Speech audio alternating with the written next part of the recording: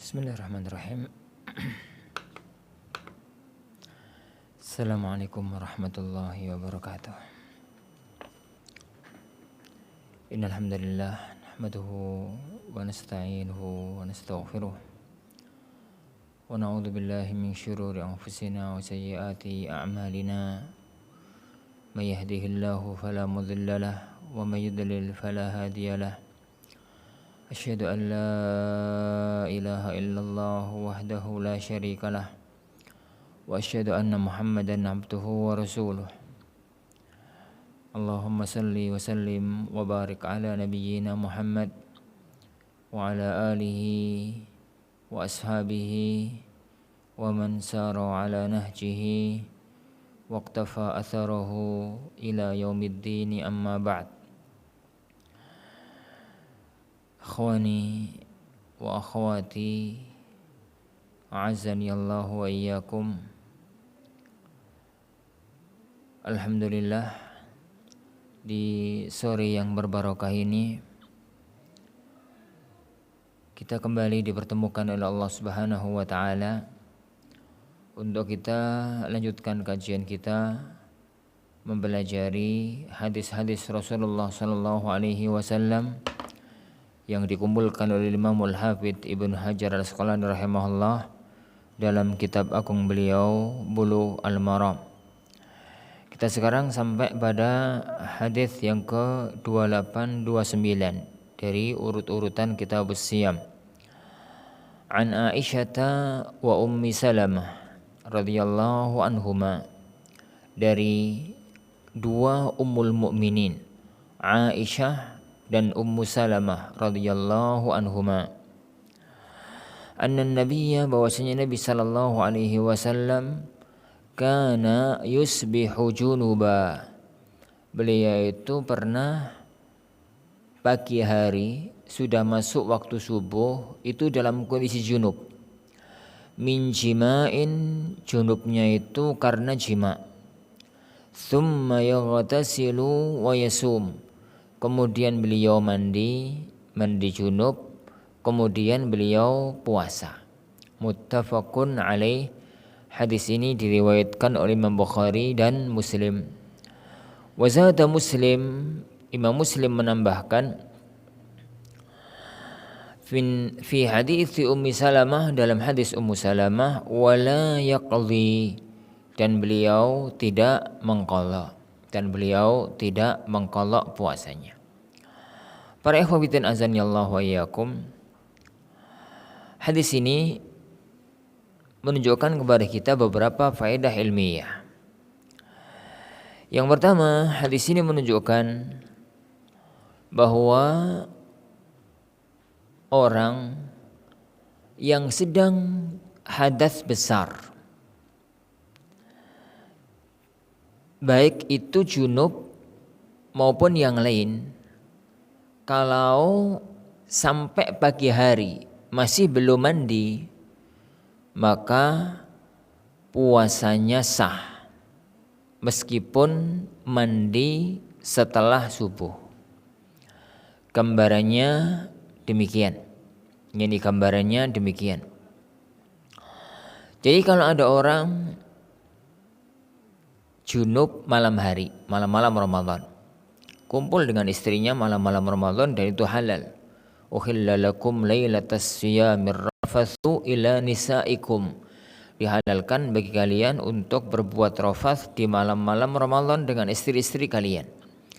Kalau ada orang junub di malam Ramadan, kemudian dia enggak langsung mandi, dia tidur istirahat, kemudian bangun-bangun makan sahur, kemudian sampai waktu subuh dan baru mandi setelah masuk waktu subuh, maka puasanya sah.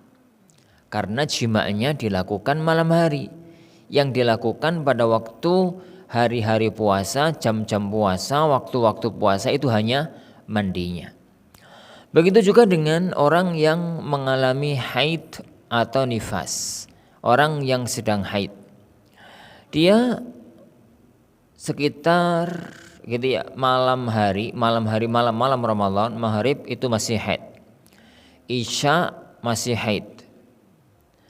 Pada waktu dia bangun untuk menyiapkan makan sahur keluarganya, dia cek kondisi haidnya dan ternyata suci. Jadi sekitar jam 3 gitu suci. Tapi dia kan harus menyiapkan makan sahur untuk keluarganya sehingga nggak langsung bisa mandi.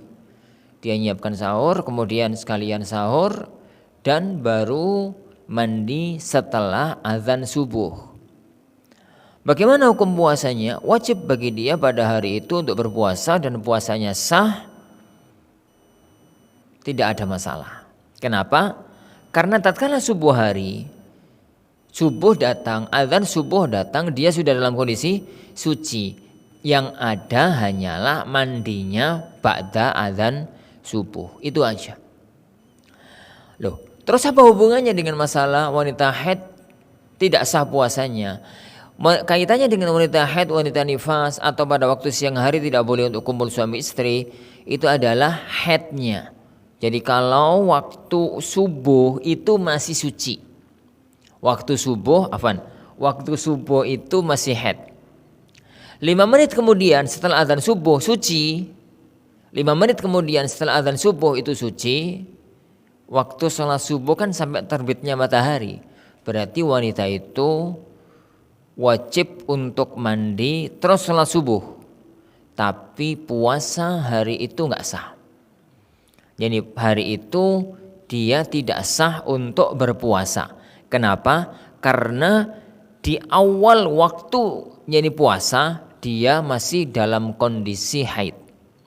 Lah, kasus kita yang ada dalam hadis tadi itu adalah sucinya jam 3, masih malam. Saat adzan subuh, saat terbit fajar, dia masih dalam kondisi dia sudah dalam kondisi suci.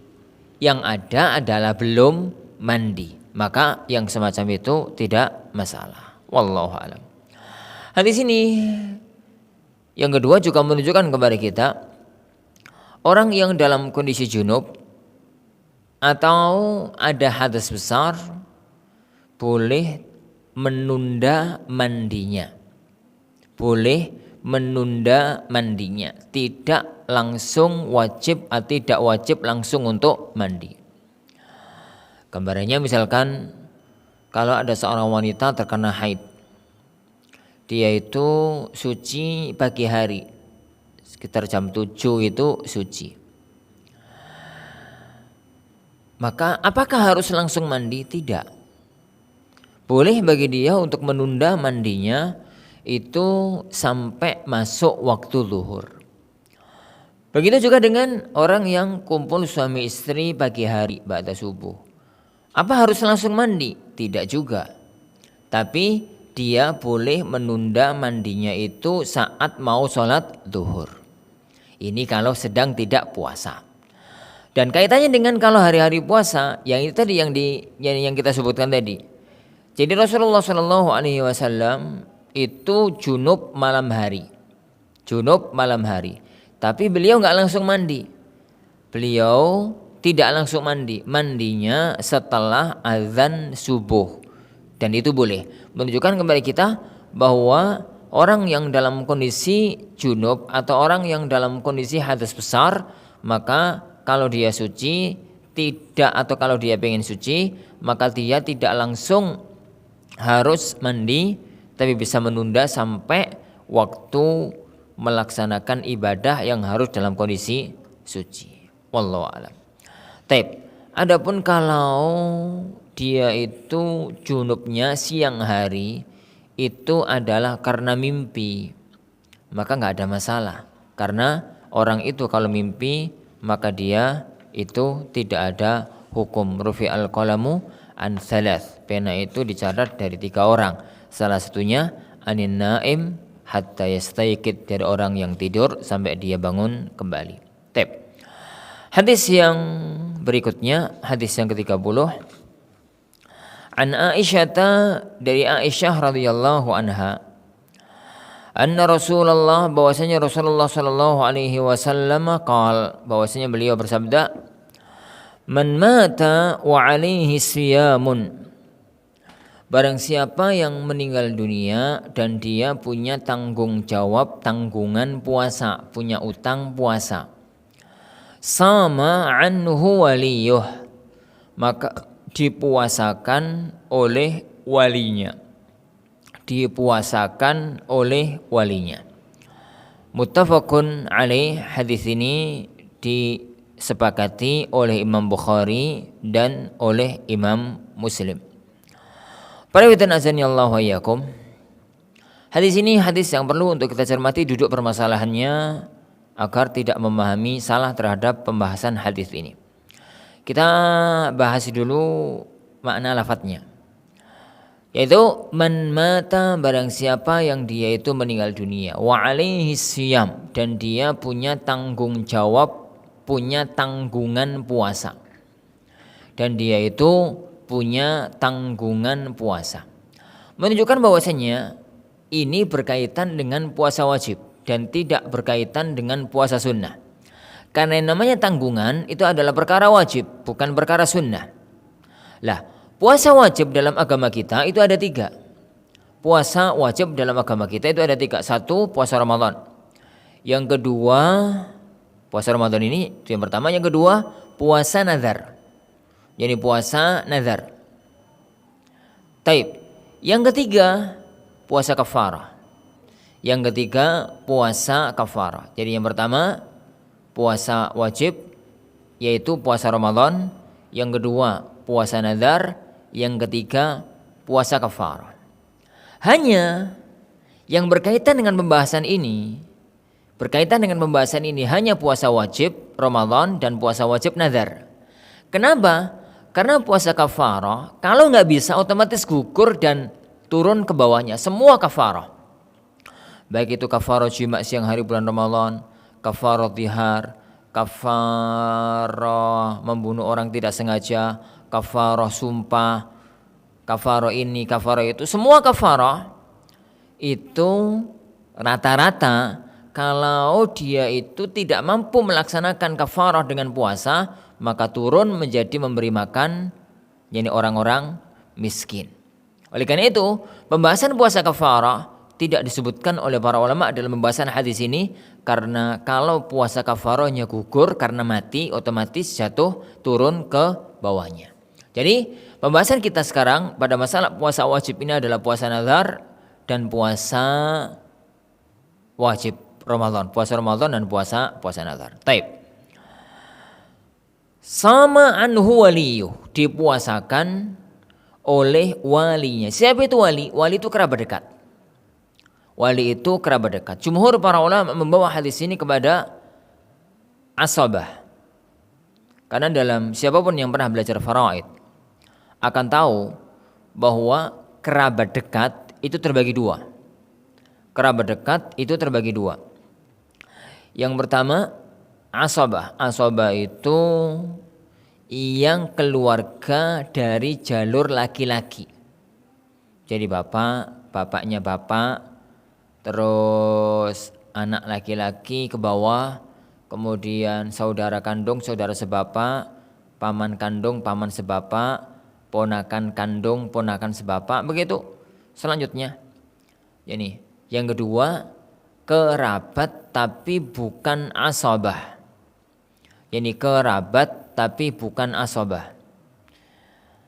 Atau kalau mau diluaskan lagi, kerabat itu ada 2. Ada kerabat yang ahli waris, mewarisi.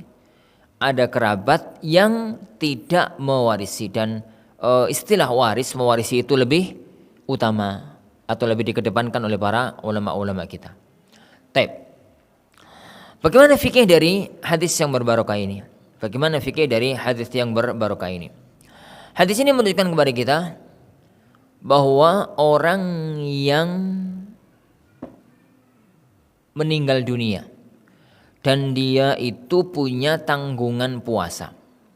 Orang yang meninggal dunia dan punya tanggungan puasa itu gambarannya adalah orang yang meninggal dunia dan dia punya hutang puasa dan sudah punya kesempatan untuk mengqadha puasanya, lalu dia meninggal dunia sebelum sempat mengqadha. Itu namanya orang yang meninggal dunia dan punya tanggungan puasa. Muncul beberapa pembahasan yang berkaitan dengan hadis ini. Yang pertama,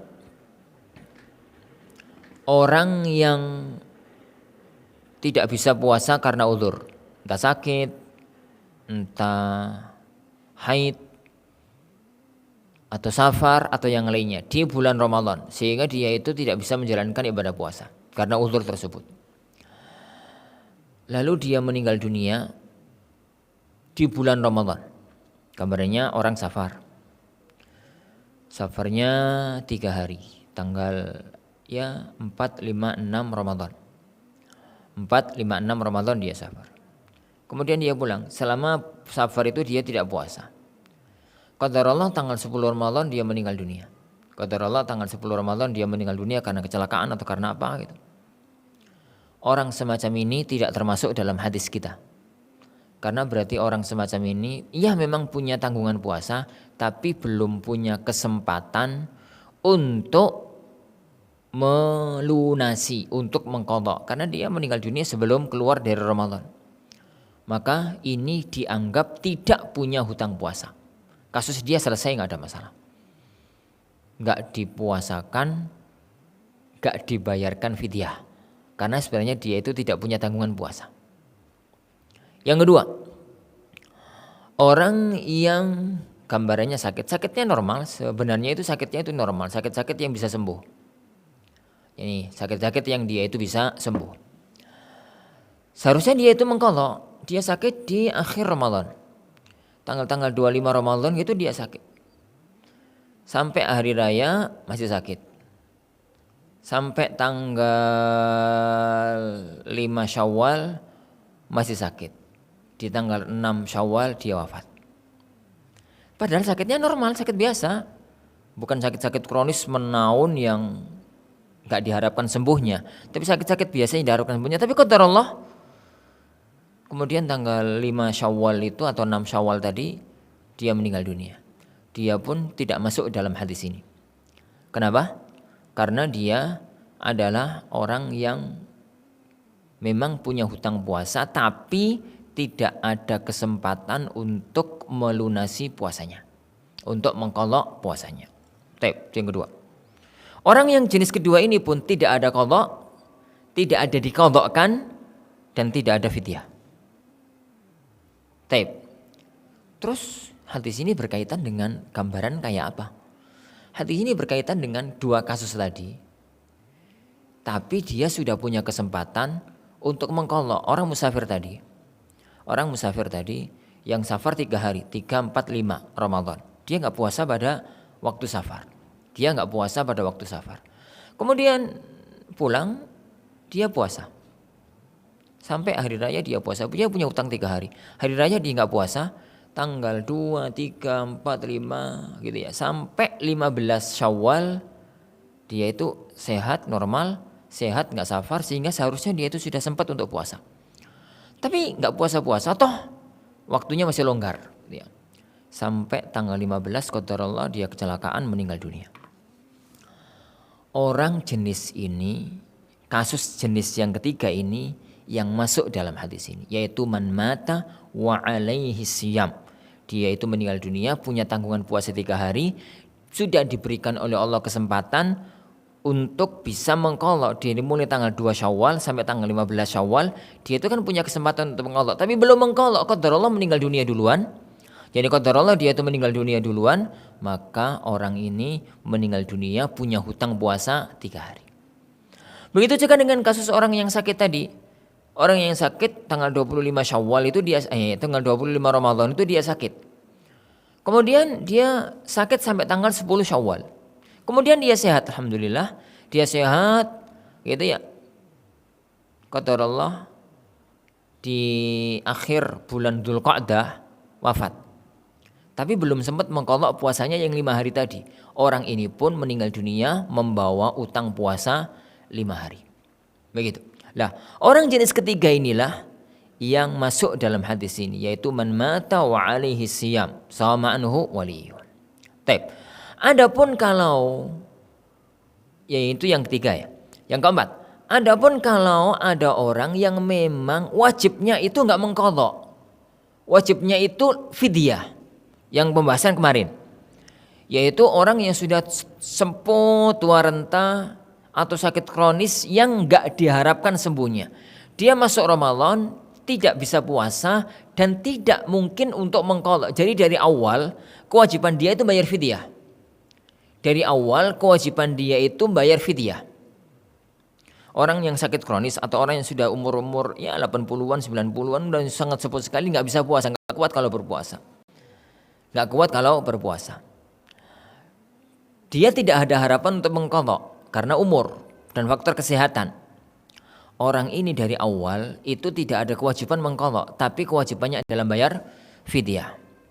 Orang jenis ini pun nggak masuk dalam hadis ini.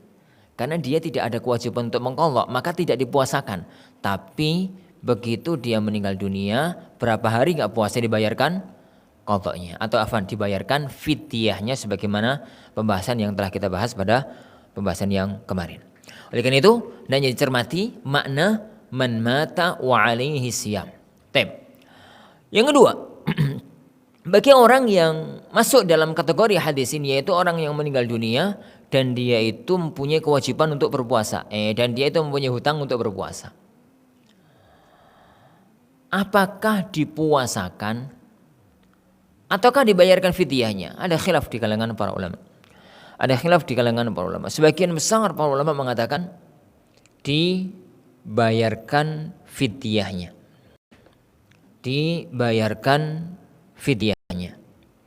Dan ini madhab Abu Hanifah, Malik, Ahmad dan Imam Syafi'i dalam madhab jadid. Bayarkan fidyahnya, tidak dipuasakan. Alasannya, qadha itu salah satu pengganti puasa. Pengganti yang lain ada fidyah. Kalau puasa sendiri nggak bisa, ya sudah gugur menuju ke fidyah sebagaimana yang ada dalam masalah kafarah. Sebagian para ulama mengatakan zahir dari hadis ini dipuasakan. Dibayarkan puasanya. Dan yang mempuasakan adalah walinya, ahli warisnya. Dan itu zahir dari hadis ini, man mata wa alaihi siyamun sama anhu waliyuh. Meskipun secara pribadi Anda bisa cenderung untuk mengatakan, jadi ahli waris bisa memilih. Kalau dia mau mempuasakan, silahkan mempuasakan sebagaimana dalam hadis Aisyah ini. Dan kalau memang tidak mau mempuasakan, maka bisa dibayarkan dengan fidyahnya. Kenapa? Karena jumhur para ulama juga mengatakan bahwa barang siapa yang mau mempuasakan, maka mempuasakan ini sifatnya adalah sunnah. Dalam arti kalau tidak ada yang mau mempuasakan sama sekali, maka boleh-boleh aja dan gak ada masalah. Tapi dibayarkan fidyahnya. Wallahu a'lam. Kenapa? Kok kita katakan ini adalah sunnah? Karena yang menanggung beban itu orang yang meninggal dunia. Tidak mungkin kita katakan walinya wajib untuk mempuasakan. Karena kalau kita katakan wajib, berarti kalau walinya tidak berpuasa, maka dia akan berdosa. Sedangkan kaidah umum dalam agama kita, wala taziru waziratun wizra ukhra, dan tidaklah orang itu menanggung beban dosa orang lain, dan tidaklah seseorang itu menanggung beban dosa orang lain. Wallahu a'lam. Para ikhwah yang dimuliakan oleh Allah Subhanahu wa taala. Kemudian para ulama yang mengatakan bahwa orang yang punya hutang puasa itu dipuasakan oleh walinya. Muncul dua masalah. Masalah yang pertama, siapa itu wali? Saya katakan tadi, wali adalah keluarga. Dan keluarga yang paling layak untuk disebut sebagai wali adalah ahli waris. Karena itu jumhur para ulama mengatakan al-wali di sini adalah ahli warisnya. Yang mempuasakan adalah ahli warisnya. Tapi yang kedua, puasa ini puasa apa? Apakah ini untuk semua puasa wajib yang mencakup puasa Ramadan dan puasa nazar? Ataukah hanya berlaku untuk puasa nazar saja? Ataukah hanya ini berlaku untuk puasa nazar saja? Jumhur para ulama mengatakan ini berlaku untuk semua puasa, baik itu puasa wajib Ramadan maupun itu puasa wajib nazar. Karena hadisnya umum, man sama wa alaihi siyamun sama anhu waliyuh. Barang siapa yang dia itu meninggal dunia, man mata wa alaihi siyam, barang siapa yang meninggal dunia kemudian dia mempunyai hutang puasa, maka dipuasakan oleh walinya atau oleh kerabatnya, oleh ahli warisnya. Dan ini para ikhwah adalah salah satu di antara contoh kasus bahwa ada amal perbuatan yang dilakukan oleh orang yang hidup bermanfaat untuk orang yang telah meninggal dunia. Jadi untuk orang yang telah meninggal dunia. Jadi ada banyak hadis, yang merupakan contoh kasus, yakni bahwa amal orang yang hidup itu bisa bermanfaat untuk orang yang meninggal dunia. Dan ini pembahasannya panjang, tidak mungkin untuk kita bahas jadi pada pertemuan kita kali ini karena butuh penjabaran yang luas. Wallahu a'lam. Ini akhir dari pembahasan tentang hadis-hadis puasa yang berkaitan dengan puasa Ramadan. Kita sekarang masuk pada bab berikutnya, yaitu bab saum at-tatawwu', bab puasa sunnah. Bab yang berkaitan dengan puasa sunnah dan larangan-larangan hari-hari yang dilarang untuk berpuasa. Hadis yang pertama, an Abi Qatadah al-Ansari, dari hadis atau dari Abu Qatadah al-Ansari radhiyallahu anna Rasulullah, bahwasanya Rasulullah sallallahu alaihi wasallam su'ila an saumi yaumi Arafah. Jadi bahwasanya Rasulullah sallallahu alaihi wasallam itu ditanya tentang puasa hari Arafah. Qala, beliau mengatakan, yukaffiru sanata al-madiyata wal baqiyah. Puasa Arafah itu bisa menggugurkan dosa setahun yang lalu dan setahun yang akan datang. Wasu'ila an siyami yaumi Ashura. Beliau ditanya tentang puasa hari Ashura. Qala, maka beliau mengatakan, yukaffirus sanatal madiyah. Puasa Ashura itu mengampuni dosa setahun yang lalu.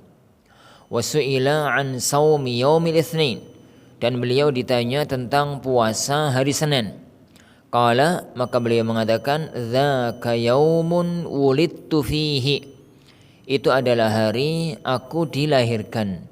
Wa bu'itstu fihi, dan hari itu pula aku diutus.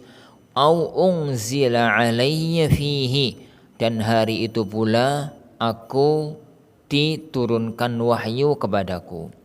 Rawahu Muslim, diriwayatkan oleh Imam Muslim. Hadis ini menunjukkan kepada kita para ikhwan azanillahu wa iyyakum bahwa salah satu di antara rahmat Allah Subhanahu wa taala kepada para hamba adalah Allah Subhanahu wa taala memberikan atau mensyariatkan kepada kita amal wajib, dan Allah Subhanahu wa taala mensyariatkan kepada kita amal semisalnya yang sunnah. Kenapa? Yang wajib itu untuk kadar minimal. Dalam arti yang kurang daripada itu berarti orang jelek, karena dia dosa meninggalkan kewajiban. Yang kurang daripada itu, maka itu dia berdosa karena dia berarti meninggalkan kewajiban. Adapun untuk berlomba-lomba, maka itu bukan pada titik wajib, tapi pada titik sunnah. Oleh karena itu, kita cermati amal-amal yang wajib dalam agama kita itu sedikit. Amal-amal yang wajib dalam agama kita itu sedikit. Coba lihat, salat 5 waktu dalam sehari semalam itu ada salat 5 waktu. Kalau sekadar wajibnya wudu dan salatnya tok, satu salat itu nggak sampai 10 menit. Anggaplah 10 menit, berarti 10 kali 5, 50 menit, 1 jam. 1 jam. Sedangkan kita punya waktu 24 jam. Sangat sedikit dibandingkan dengan waktu yang kita miliki. Puasa sebulan. Siang hari aja. Jadi dalam sebulan. Waktu yang kita miliki 12 bulan. Zakat 2,5%. 2,5% itu sangat sedikit dibandingkan dengan uang yang kita miliki. Per 1 jutanya kan 25.000. Ini lah, dibuat sedikit agar semua orang yang terkena beban kewajiban syar'i itu mampu. Karena memang agama ini mudah. Kalau sampai ada orang tidak mengerjakan, berarti dia adalah orang yang buruk dan dia berdosa. Adapun untuk berlomba-lomba meningkatkan amal kebajikan, itu pada titik amal yang sunnah.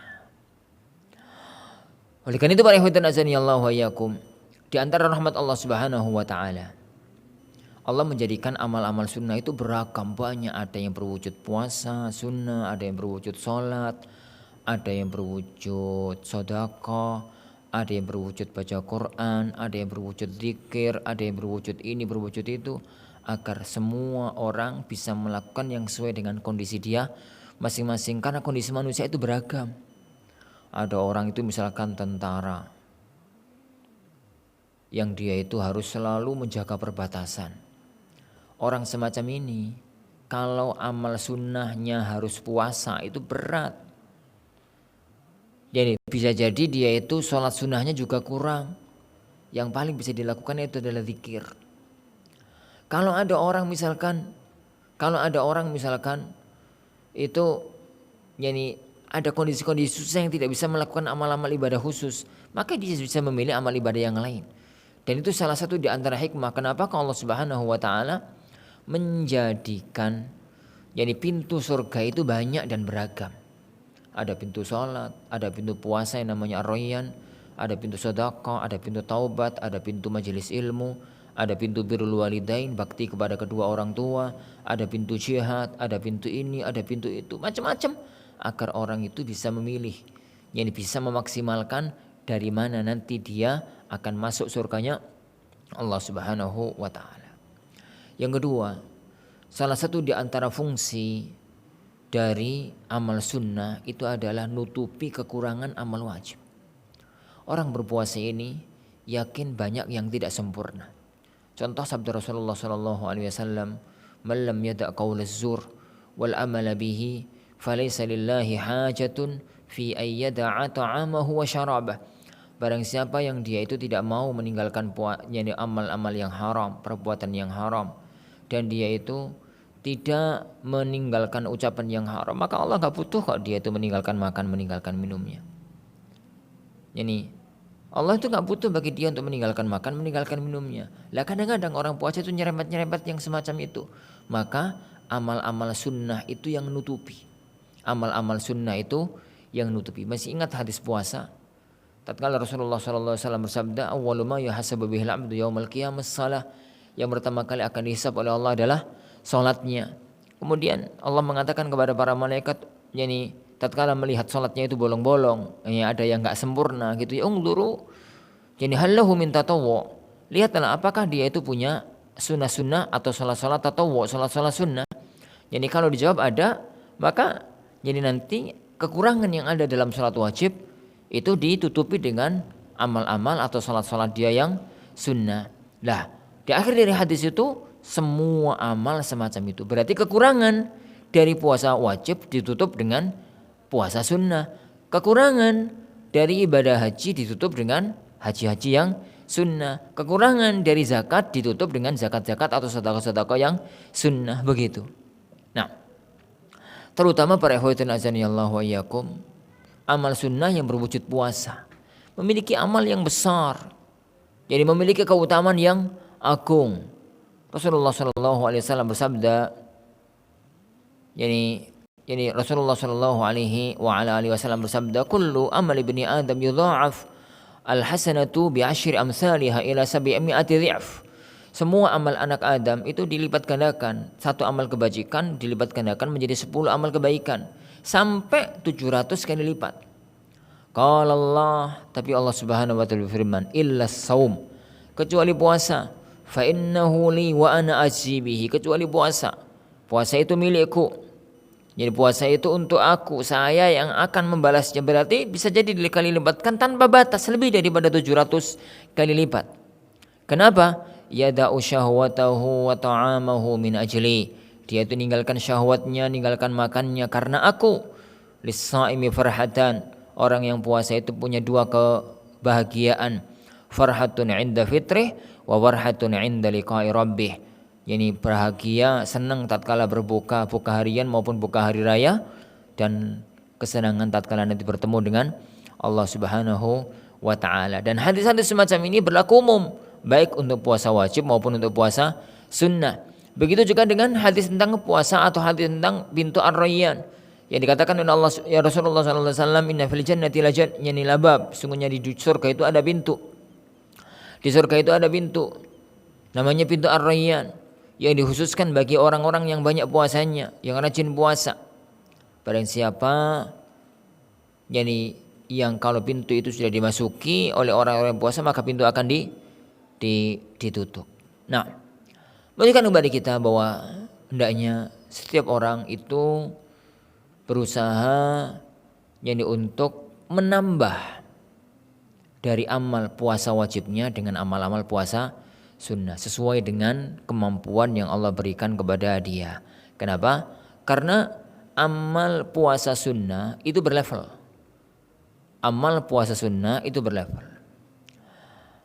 Amal puasa sunnah yang paling bagus itu yang sifatnya harian. Yang sifatnya harian.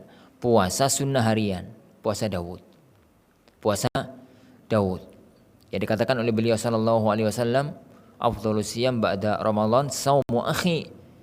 Yani Daud yasumu yauman wa yuftiru yauma.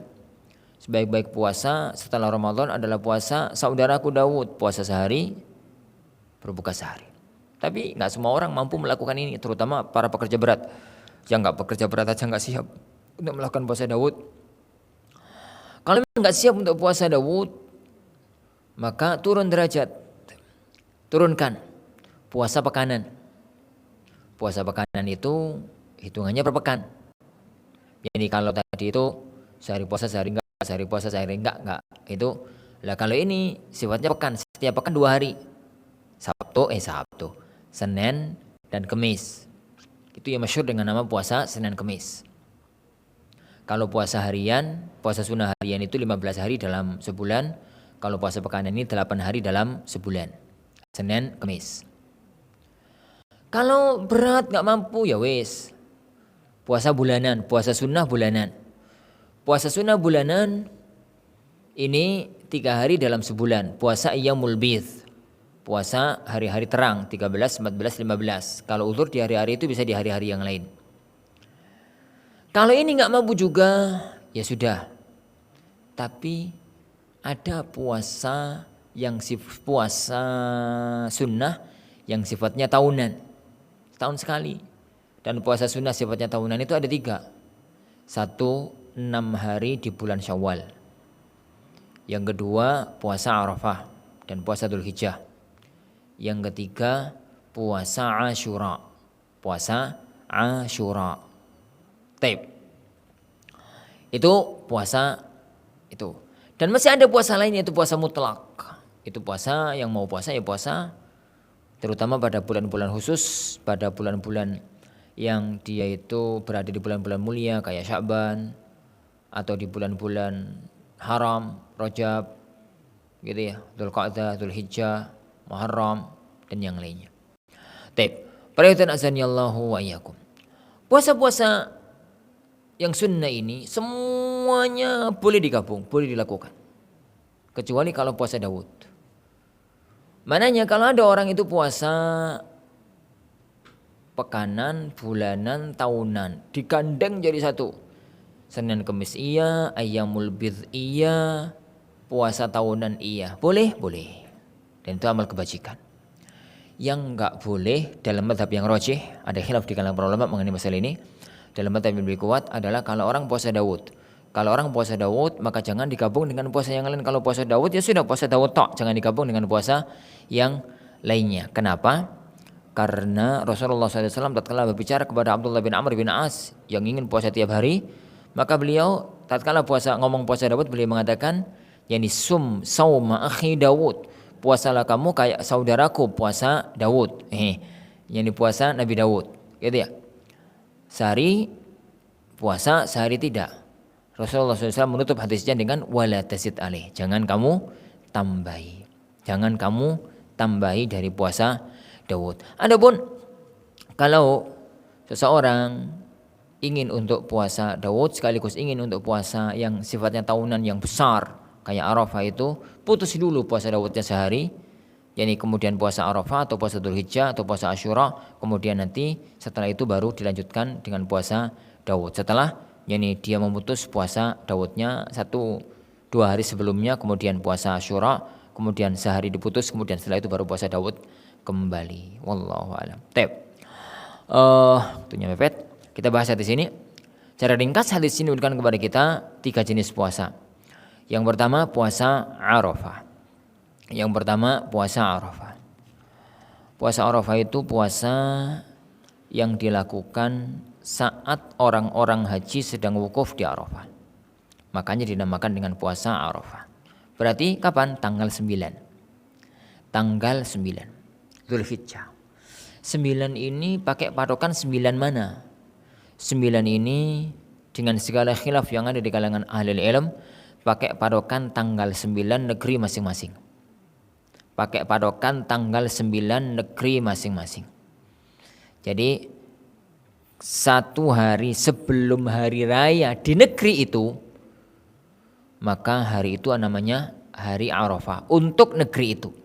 Tanggal 9 Dzulhijjah. Puasa tanggal 9 Dzulhijjah ini memiliki keutamaan yang sangat besar, yaitu mengampuni dosa setahun yang lalu dan mengampuni dosa setahun yang akan datang. Puasa Dzulhijjah itu para ikhwan sekalian yang Allah Subhanahu wa taala, itu kalau kita gabungkan tentang puasa Dzulhijjah itu ada 2 level. 1 puasa Arafahnya, dan itu adalah puasa yang terbaik. Yang kedua puasa mutlak, dan itu adalah puasa tanggal 1 sampai tanggal 10. Tapi tanggal 10-nya kan gak boleh puasa, berarti tanggal 1 sampai tanggal 9. Jadi tanggal 1 sampai tanggal 9 itu semuanya disyariatkan puasa mutlak. Karena hari-hari itu ma min ayyam al-amalus salihu ahabbu ilallah min hadhil ayyamil asyr. Tidak ada amal-amal kebajikan, tidak ada hari-hari yang amal kebajikan itu lebih dicintai oleh Allah dibandingkan dengan amal kebajikan di 10 hari pertama bulan Dzulhijjah. Dan puasa termasuk salah satu di antara amal yang mulia, yang itu adalah amal kebajikan. Hanya di antara tanggal 1 sampai tanggal 9, puasa yang paling mulia adalah puasa tanggal 9-nya, yaitu puasa hari Arafah. Ini puasa yani hari Arafah. Wallahu a'lam. Apa itu puasa Asyura? Puasa Asyura itu yani puasa yang dilakukan pada hari Asyura, tanggal 10 Muharram.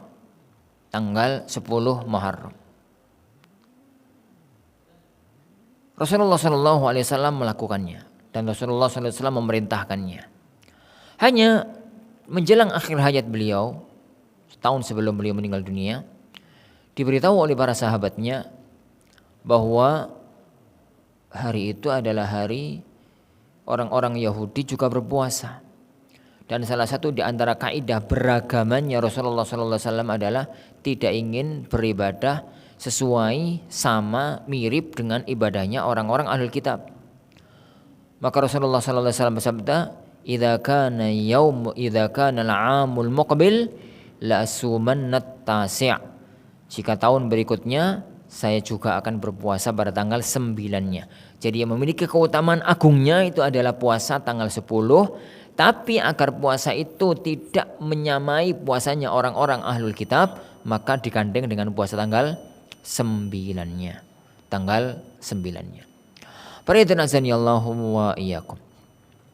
2 puasa ini keutamaannya sama-sama puasa yang menggugurkan dosa setahun yang lalu, setahun yang akan datang untuk puasa Arafah, dan setahun yang lalu untuk puasa Asyura. Dosa apa yang digugurkan? Mazhab jumhur para ulama mengatakan dosa yang digugurkan adalah dosa-dosa kecil. Kenapa? Kenapa? Karena dosa-dosa besar itu bisa digugurkan dengan taubat. Rabbuna Jalla wa ala firman, in tajtanibu kaba'ira ma tunhauna anhu nukaffir ankum sayyi'atikum. Jika kalian menjauhi dosa-dosa besar yang kalian dilarang melakukannya, nukaffir ankum sayyi'atikum, kami akan menggugurkan dosa-dosa atau kesalahan-kesalahan kalian. Di ayat ini Allah mensyaratkan bahwa amal soleh penggugur dosa itu syaratnya menjauhi dosa-dosa besar. Dalam hadis yang lain Rasulullah SAW mengatakan as-salawatul khams, al-jum'atu ila al-jum'ah, wa ramadhan ila ramadhan. Salat 5 waktu, salat Jumat sampai salat Jumat, Ramadan sampai Ramadan, itu mukaffiratun lima bainahunna, menggugurkan dosa-dosa antar keduanya, idza ijtanabal kaba'ir, apabila dia menjauhi dosa-dosa besar. Berarti yang terhapus dengan puasa-puasa semacam ini adalah dosa besar. Tapi tidak menutup kemungkinan bahwasanya dosa-dosa kecil. Tidak menutup kemungkinan dosa besarnya juga terhapus apabila dia tidak memiliki dosa-dosa kecil. Imam Nawawi rahimahullah ta'ala mengatakan dalam hadis-hadis tentang masalah amal-amal pelebur dosa, hukum asal yang dilebur itu adalah dosa-dosa kecil. Kalau dia nggak memiliki dosa-dosa kecil, maka bisa juga dosa-dosa besarnya. Kalau dua-duanya tidak memiliki, maka amal-amal saleh semacam ini adalah mengangkat derajatnya. Para ikhwatin azani Allah wa iyyakum. Taib. Ada satu masalah yang perlu untuk dibicarakan berkaitan dengan hal ini, yaitu apakah hadis-hadis ini menjadikan orang itu sembrono? Tidak, wallah. Kenapa? Karena dosa itu pasti dan pahala itu enggak pasti. Puasa Arafah yang menghapus dosa setahun yang lalu dan setahun yang akan datang, itu adalah puasa Arafah yang diterima oleh Allah. Puasa Arafah yang diterima oleh Allah Subhanahu wa ta'ala. Dan siapa manusia yang bisa menjamin kalau orang itu puasa kemudian diterima oleh Allah Subhanahu wa ta'ala? Tidak ada. Dan salah satu di antara indikasi orang itu puasanya diterima adalah puasanya berefek amal soleh. Kata para ulama kita, bagaimana gambaran menghapus dosa yang akan datang?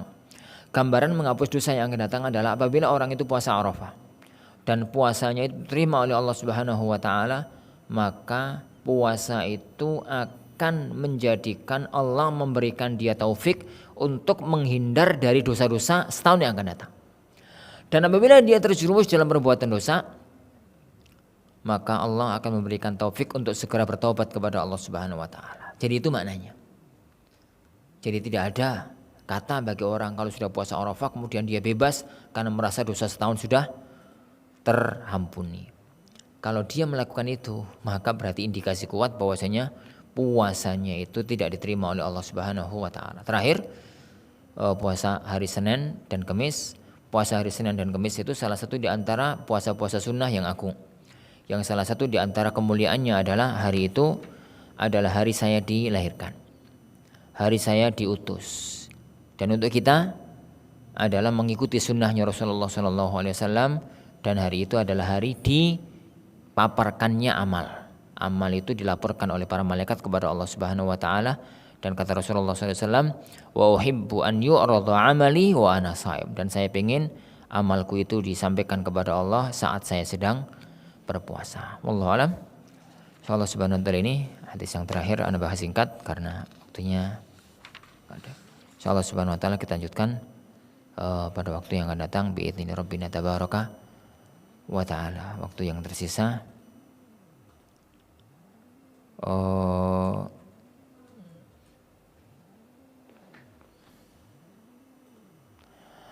kita gunakan untuk membahas beberapa pertanyaan yang ada.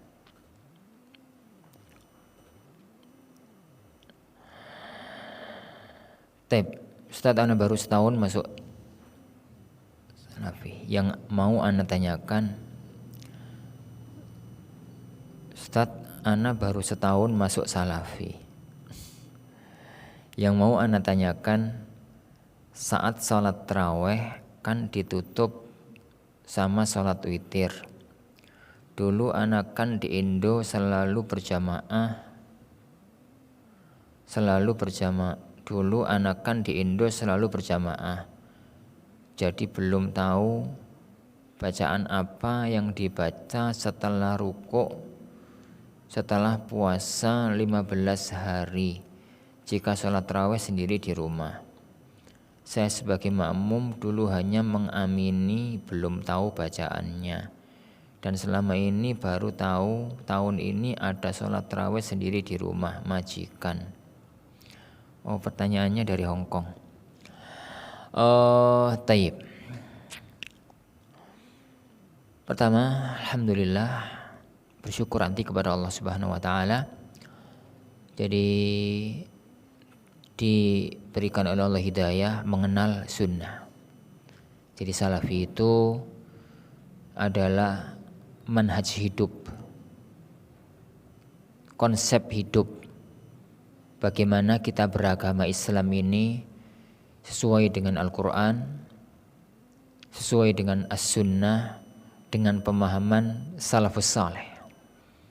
Jadi ini bukan satu organisasi yang butuh daftar, bisa masuk, bisa keluar.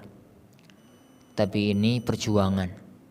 Siapapun yang ilmu dan amalnya semakin dekat dengan Al-Quran dan As-Sunnah, dengan pemahaman salafun saleh, maka dialah salafi sejati.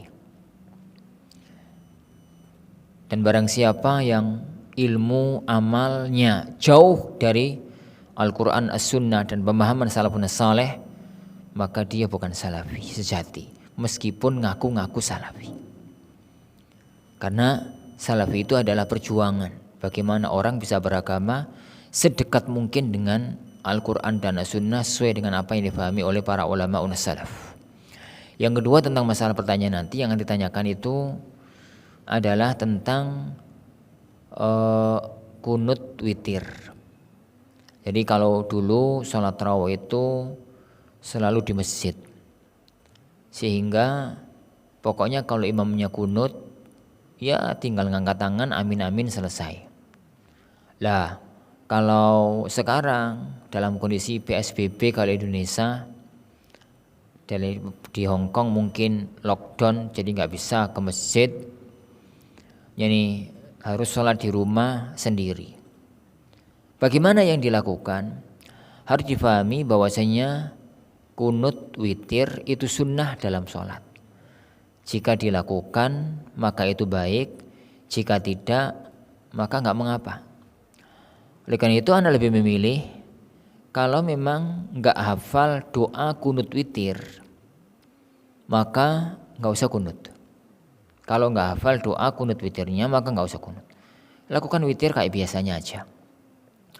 Tapi kalau mau kunut witir, dihafalkan dulu doanya. Bagaimana caranya? Awali dengan memuji Allah Subhanahu wa taala. Lanjutkan dengan bersalawat kepada Rasulullah sallallahu alaihi wasallam.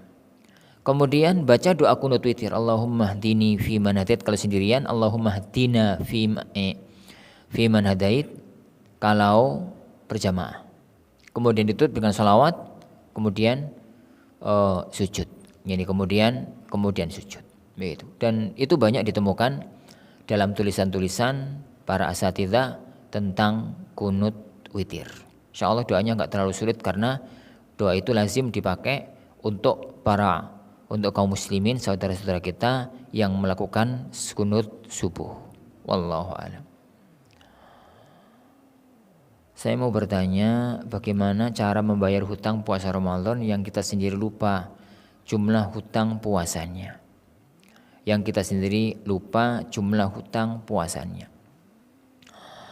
Pertama, bertobat kepada Allah Subhanahu wa taala. Karena kalau sampai lupa, itu kemungkinan besar bertahun-tahun. Kalau cuma tahun kemarin, itu secara umum gak lupa. Bertobat kepada Allah Subhanahu wa taala, kok bisa kewajiban lupa? Itu yang pertama. Yang kedua, Yang kedua, jadi kalau itu kisarannya masih setahun, coba ingat-ingat. Ingat-ingat kira-kira berapa hari.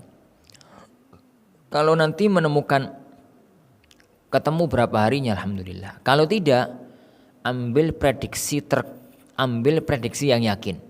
Jadi kalau antara ragu-ragu, mungkin 3 hari atau 4 hari atau 5 hari. 3, 4, 5, ambil 5. Karena dalam kondisi ini 5 yang yakin dan yang lebih hati-hati. 5 yang yakin dan lebih hati-hati. Jadi ambil yang yakin. Ambil yang yakin. Karena yang yakin dalam masalah ini kalau diqadha'i 5 berarti yakin sudah selesai hutang puasanya. Berbeda dengan sholat. Kalau sholat itu ragu-ragu ini rakaat kedua atau ketiga, ambil yang 2. Karena kalau diambil yang 2 berarti dia akan nambah 2 kalau sholat isya. Dan itu yang meyakinkan. Wallahu a'lam.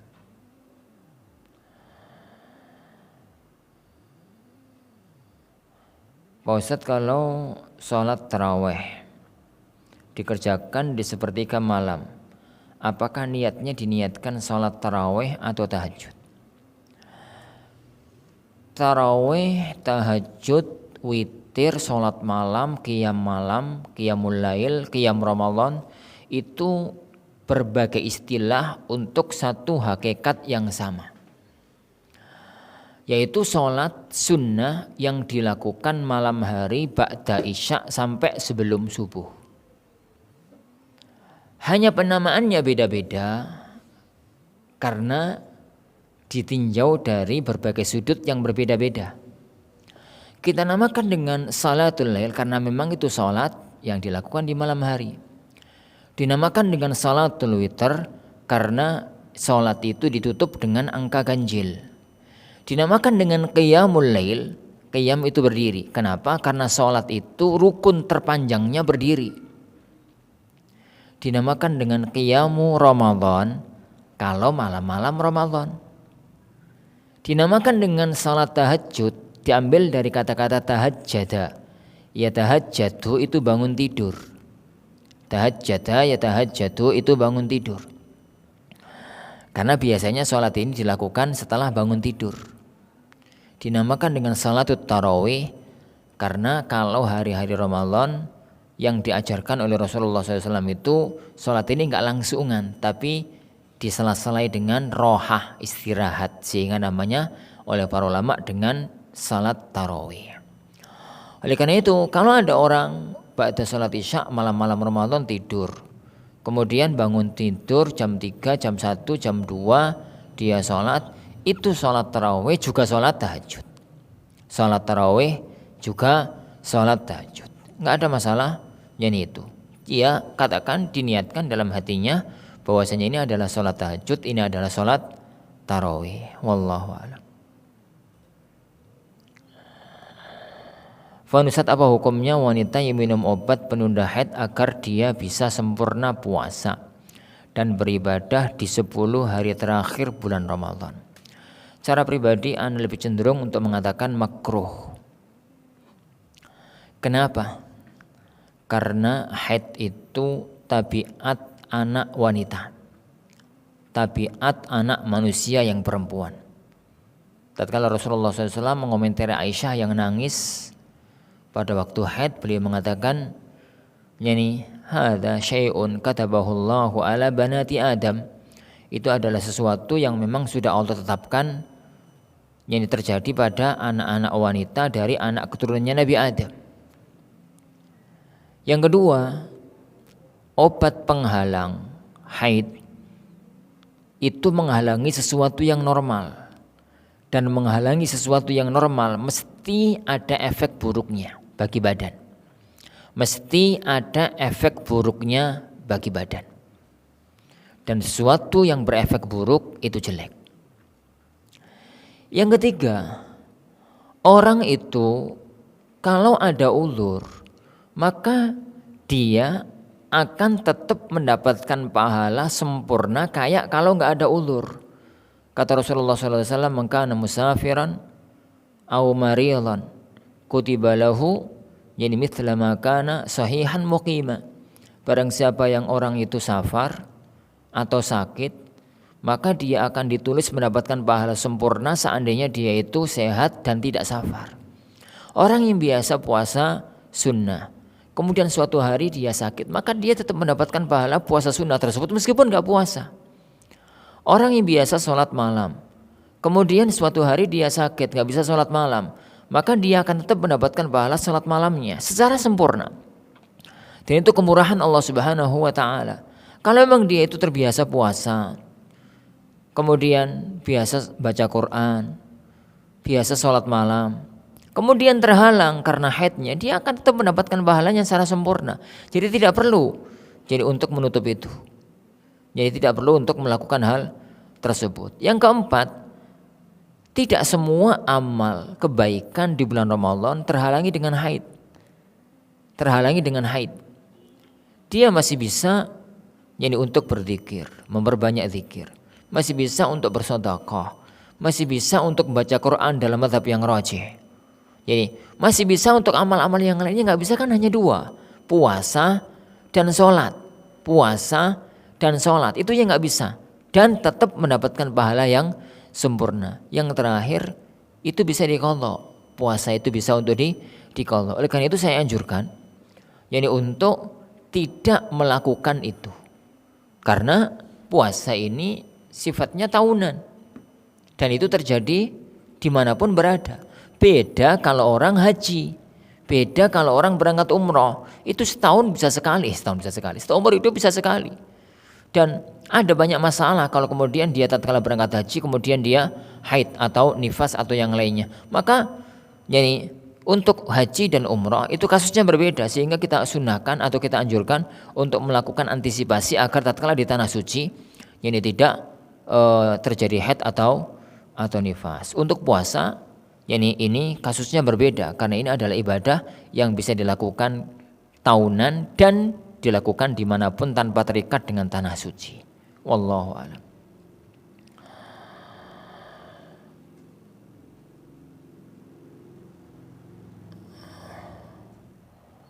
Saya mau tanya tentang sholat isya dan tarawih. Ana pernah ngalamin kejadian dulu ana sering sholat isya dan tarawih di masjid yang agak lama iqomatnya, sekitar 5-10 menit dari masjid-masjid yang lain. Pernah satu kali ana mau sholat isya di masjid tersebut. Sewaktu sampai di masjid, imam sudah baca Al-Fatihah di rakaat pertama. Ketika rakaat kedua ternyata imam berdiri untuk rakaat ketiga. Saat itu ana baru menyadari ternyata itu sholat tarawih, bukan sholat isya. Dan ternyata isyanya dipercepat dari biasanya. Jadi ana ikut imam dan tidak tahiyat awal. Sesuai pemahaman ana waktu itu harus diikuti semua gerakan imam sampai selesai 4 rakaat. Berarti ini sholat tarawihnya 4 rakaat. Yang mau ana tanyakan, bagaimana status sholat isya ana waktu itu? Apakah sah atau tidak? Terus seandainya mengalami kejadian seperti itu, apa yang harus kita lakukan? Wallahu a'lam bishawab. Berarti kasusnya ini adalah imam sholat tarawih tapi sholatnya 4 rakaat langsung. Sholatnya 4 rakaat langsung. Sedangkan Anda sholat isya. Bagaimana? Boleh, gak ada masalah. Jadi bagaimana boleh, gak ada masalah. Kenapa? Karena perbedaan sholat antara imam dan makmum itu boleh. Perbedaan sholat antara imam dan makmum itu boleh. Itu yang pertama. Tidak harus sama antara imam dan makmum. Dan itu ditujukan oleh banyak dalil. Yang kedua, tahiyat awal itu hukumnya wajib, yang bisa ditinggalkan kalau lupa. Dan juga bisa ditinggalkan dalam kondisi ini demi ikut imam. Innama ju'ilal imam liyutamma bihi. Ikut imam itu bisa menggugurkan rukun. Apalagi sekedar wajib. Ikut imam itu bisa menggugurkan rukun. Apalagi kalau sekedar kewajiban. Wallahu alam. Yang nampak bagi ana bahwasanya salat antum sah. Yani dan tidak perlu untuk diulangi salat yang sudah berlalu tersebut. Wallahu alam. Insyaallah subhanahu wa taala ini yang kita pelajari, kita lanjutkan insyaallah kajian mengenai masalah hadis-hadis tentang puasa sunnah pada waktu-waktu yang akan datang biidzni rabbina tabaraka wa taala. Kita akhiri subhanakallahumma bihamdik asyhadu an la ilaha illa anta astaghfiruka wa atubu ilaik. Wa sallallahu wa sallama wa baraka nabiyina Muhammad. Assalamualaikum warahmatullahi wabarakatuh.